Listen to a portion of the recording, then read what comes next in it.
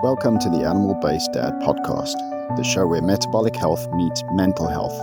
Through expert interviews and topic deep dives, we unpack why looking after the body is central to looking after the mind. So sit back and enjoy. Hey, what's up, everyone? So this video is just to explain a little bit about the change of direction with the Animal-Based Dad podcast. When I started this podcast in early 2025, I'd just come to the end of writing my first book, Conquering King's Stomach, and I was deeply entrenched in wanting to get the metabolic health message out there, and I still am, very much still am. Hardcore in the metabolic health camp because I've lived exactly how powerfully it influences and helps your overall health and well-being, both physical and mental. It's just demonstrably, if you focus on metabolic health, you improve your outcomes both physically and mentally. Walk this walk, and so I'm wanting to talk and get that message out there. Initially, it was just to the wider general public. I just wanted to share that message, but as life has gone on, and especially towards the end of 2025, the challenges that we're having with my youngest child, my autistic son, who is turning 5 soon, became overwhelming to a degree. It became really the central feature of our lives.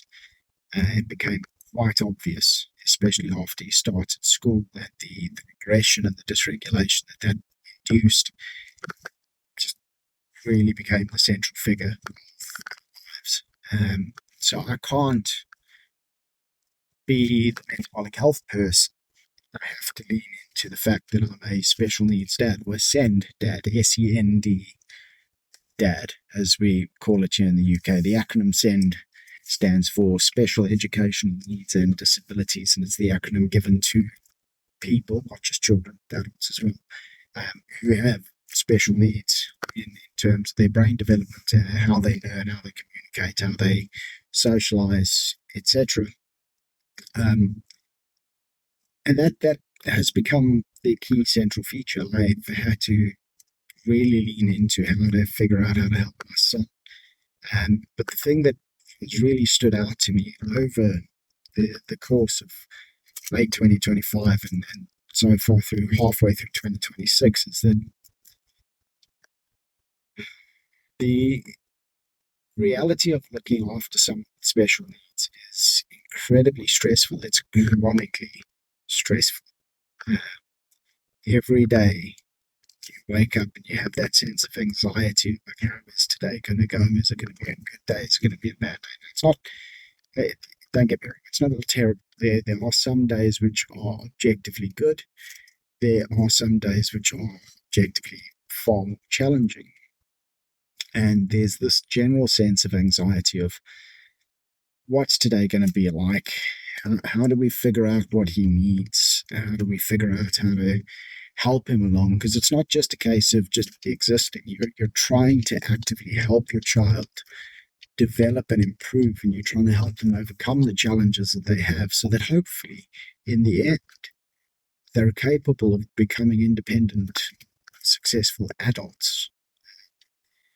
I think, and there's nuance to this, so this isn't a cover painting everyone with the same brush, but looking at my son and children like him, there's the opportunity to help them develop, help them learn how to communicate, learn how to socialize, learn how to be their own person, figure out what they want to do with themselves, and then let them go on to become successful members of society. That's deeply what you want. But if you don't meet those needs early on, if you're not giving them the support and the interventions necessary to support that development, especially in early life, especially for children, there's certain stages of brain development that once missed, once those windows closed, you can't open them back up again later in life.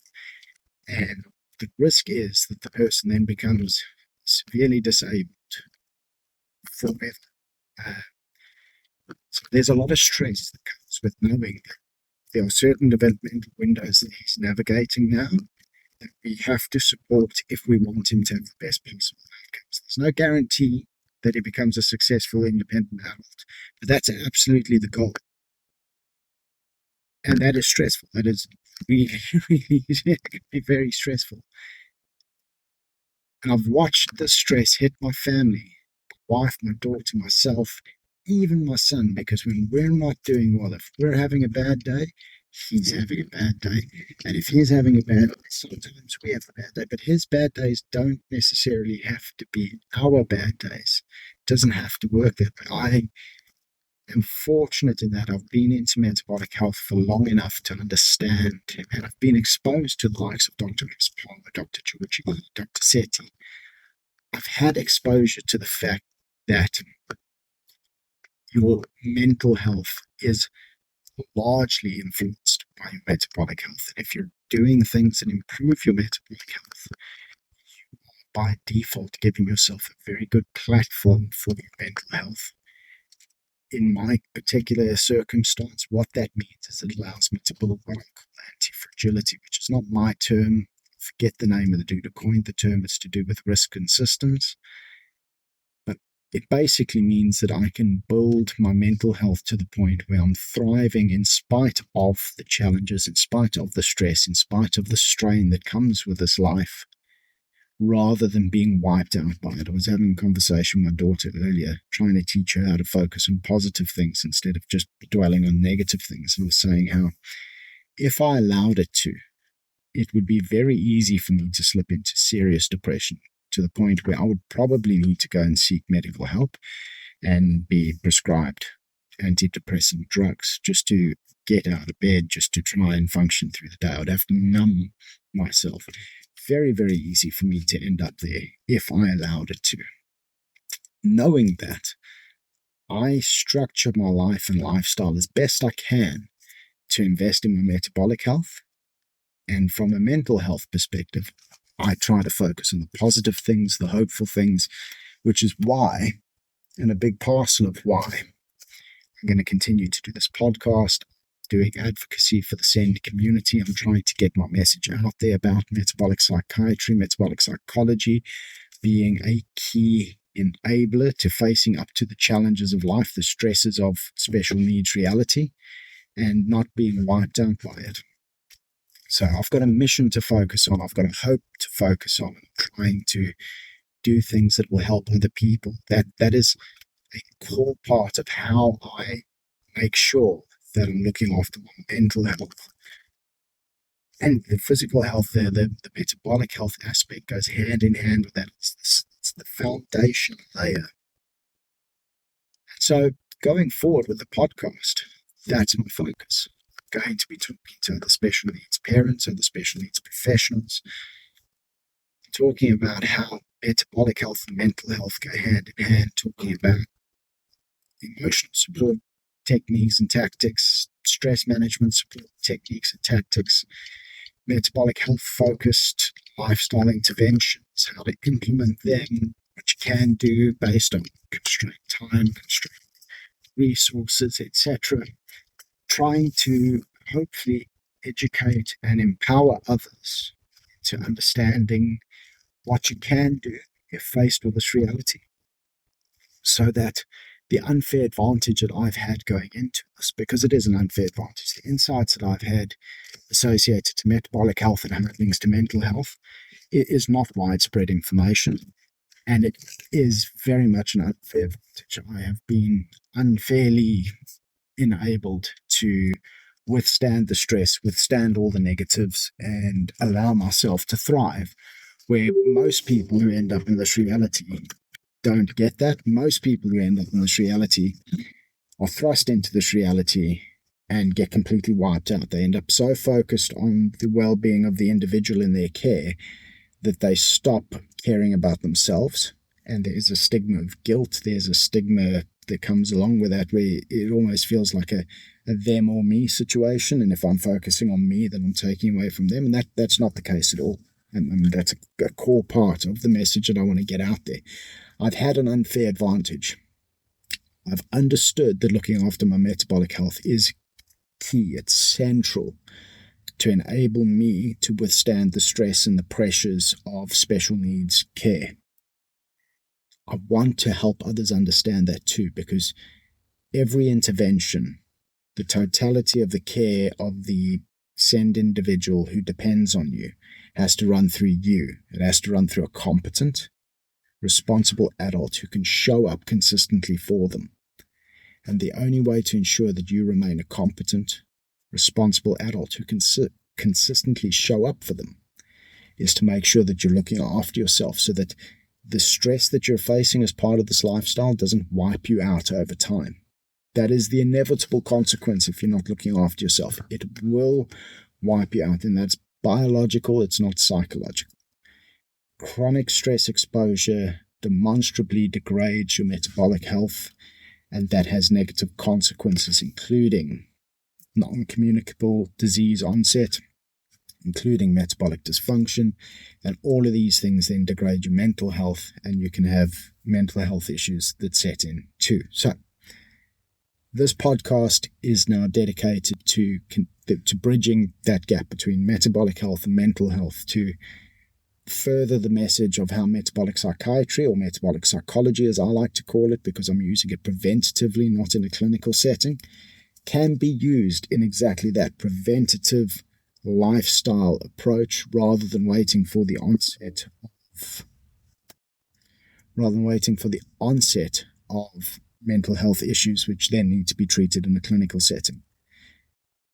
I'm going to be trying to reach out to send people in the same community, trying to get talks with them. I'm going to be doing some public speaking myself as well, and just sharing this message. I think that this message needs to get out there. I think that people need to hear it and see it. People who look after individuals with special educational needs and disabilities need to know that they're not alone.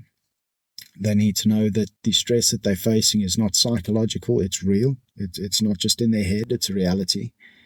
But they need to know that they have agency, and there's things that they can do to empower themselves, to A, make sure that they don't get wiped out by this, and B, enable them to deliver the interventions and the care necessary for the individual in their care to optimize and give the best possible outcomes to that individual as well. So if you followed me so far, please continue to follow me. Please share this, send this on to anyone that you know who's looking after individuals with special educational needs or disabilities. There is hope. There is something that we can do to improve the situation, and I'm here to share it. I hope that helps. Ladies and gentlemen, thank you very much for watching the episode. I hope that you found the conversation meaningful and informative, and I hope that it has empowered you with some tools and insights that you can take to tweak and improve your own lifestyle approach in pursuit of optimal metabolic health outcomes. If you've enjoyed the episode, and if you're enjoying the podcast, I'd like you to do me the kindness of please subscribing to the channel, giving it a like, maybe even giving it a share. Help to raise awareness and get the podcast in front of as many viewers as possible, because it is my passion to try and help as many people as possible to understand more of the nuance around metabolic health and how to tweak their lifestyle in pursuit of optimal outcomes. Also, if you have any constructive feedback, things that you think I could improve on, any critiques, any criticisms, please do feed them back. I give you my solemn word that I will take them seriously, and I will, to the best of my ability, work to improve and to give you a more refined and more targeted product as a result of your feedback. So I will take it seriously, and I'll do what I can to improve the show. But again, thank you very much for watching. Keep thriving.